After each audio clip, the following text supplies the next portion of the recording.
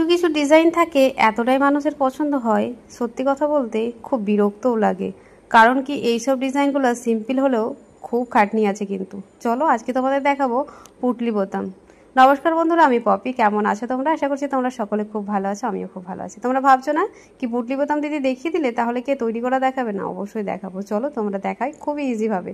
তো এখানে দেখো আমি 1.5 বাই 1.5 না এরকম টুকরো টুকরো কাপড় কেটে নিয়েছি। তারপরে এরকম কুচি কুচি করে কাটলাম না কাপড়গুলো একদম ছোটো ছোটো করে, সেইগুলোকে সুন্দর মতন গোলমোল মতন ভরে দিয়ে তারপরে একটু হাতের সাহায্যে কিন্তু শেপটাকে সুন্দর করতে হবে, মানে একই রকম করতে হবে।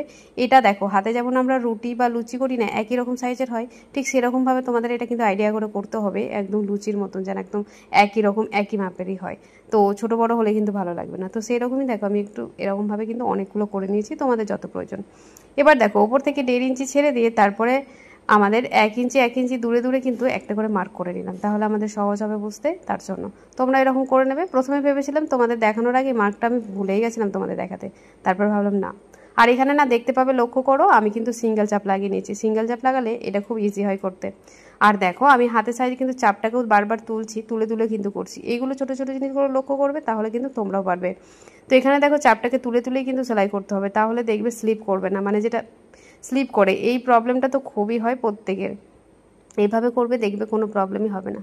যাই হোক লাগানো তো হয়ে গেছে। দেখো মনে হচ্ছে হাত ধরে না কতগুলো মেয়ে এরকমভাবে দাঁড়িয়ে আছে, তাই না? এরকম মনে হচ্ছে না? যাই হোক এখানে লাইলিনটাকে সোজা দিকে লাগিয়ে দিয়েছি, তারপর দেখো উল্টো দিক থেকে সেলাই করছি। তাহলে কি হবে, সেলাইয়ে যে আমাদের যে সেলাইটা করা আছে না সেটা একদম দেখতে পাবো, আর এই সেলাইয়ের ওপরেই সেলাই দিতে হবে। আর সিঙ্গেল চাপ কিন্তু অবশ্যই লাগাতে হবে, একদম ধারে ধারে গিয়ে সেলাই করতে হবে। মানে যে মানুষগুলো করেছি, মানে এই বোতামগুলো ঠিক একদম গলার কাছে গিয়ে গিয়ে সেলাই করতে হবে। একটু এদিক ওদিক হলেই বাস, আর কিন্তু ভালো লাগবে না। যাই হোক আমার কিন্তু হয়ে গেছে, একটু খাটনি হলেও দেখতে কিন্তু খুব সুন্দর লাগে।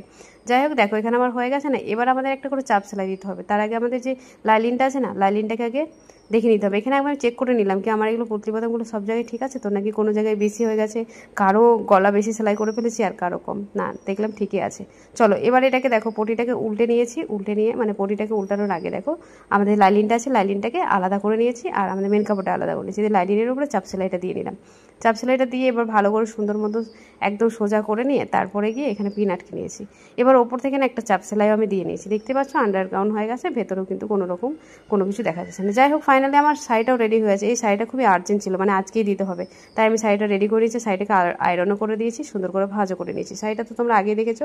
আর এই হচ্ছে ব্লাউজটার ফাইনাল লুক, দেখতেই পাচ্ছ। সামনে হচ্ছে বম্বে কাট, পিছনে এই বোতাম আর একটা ফিতে করে দিয়েছি। আর ফিতের দেখো নিচের দিকে আবার আমি এই কি জানো বোতাম মানে পুঁতি দিয়ে ডিজাইন করে দিয়েছি। তো এই হচ্ছে আমার ব্লাউজ এবং শাড়ি। কেমন লাগলো অবশ্যই জানাবে। তো চলো বন্ধুরা আজকের মতন টাটা, দেখা হচ্ছে পরের ভিডিওতে। তো টাটা।